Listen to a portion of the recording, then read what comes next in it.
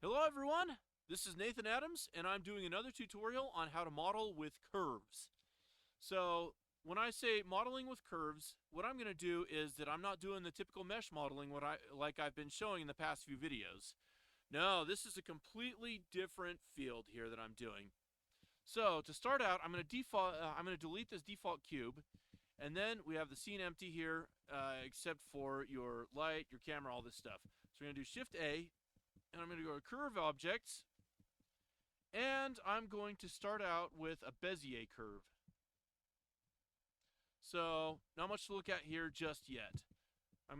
So I tabbed into edit mode, and I'm gonna scale this up maybe about 20 times. Okay, here we go. So now we have this Bezier curve object that I can do something with here. Tab out of edit mode. All right, and now what I'm gonna do is I'm gonna make another curve object, Shift A. So what I'm gonna do is I'm gonna have this curve where I'm going to turn it into something like a track, you know?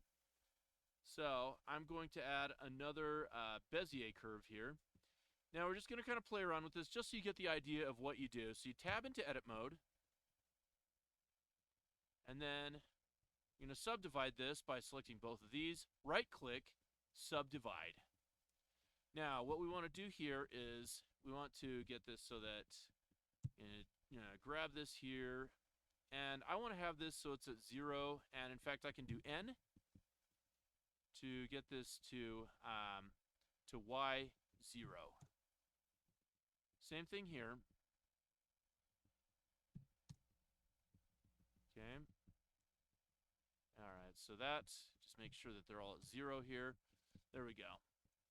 All right, and then I'm going to just, I'm going to take this so that I can just grab this G, G. Okay, R, just to do like, just to do a little of this, just to get you kind of comfortable with this. R, G.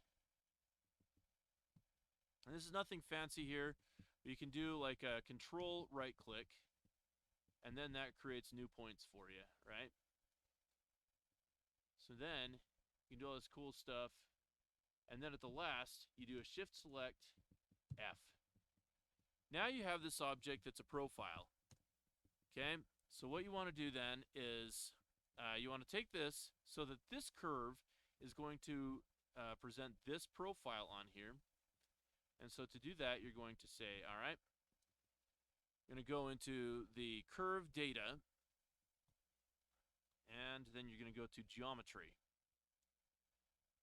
Now, easily enough, because we don't have very many objects, I could just easily enough select this object right here. Just say, well, that's what I want to do. And by the way, bevel, where we have is round typically, we want to change that to object. And then what we can do is we can eyedropper this and then say, okay, there we go. Now you have this really cool thing where you just got this profile. Pretty sweet, isn't it? And then you can also turn on fill caps so that now you have this. So then it fills those caps.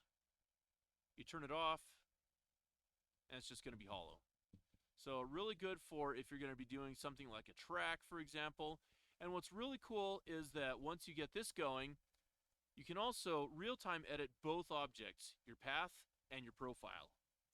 Now, just to keep track of this, I'm going to rename this to profile. Not profile, profile. Control C. I like to have this so that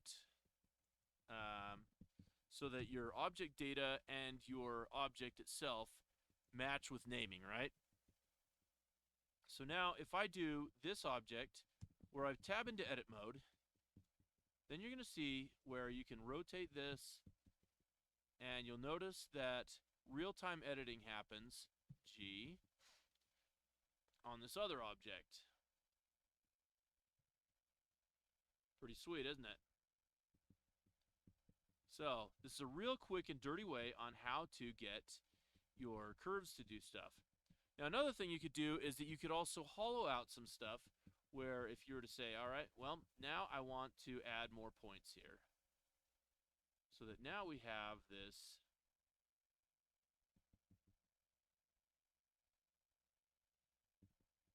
not the best here, but let's see, if I go back to just the one here. All right, then I do E to extrude. Okay. If I rotate that around, then that actually helps too. So now I got that.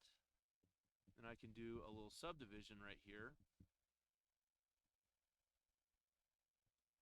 Okay, now I have a couple more points that I can play with. So you want to make sure that these don't cross each other as well when you're doing this. Do that and you're in a world of hurt.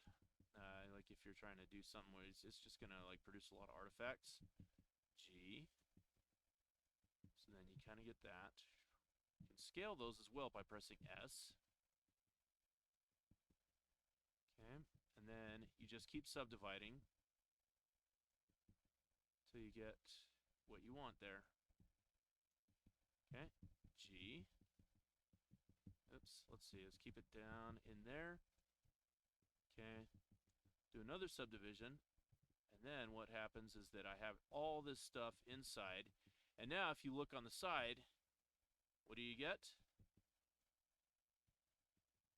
You get all this stuff here.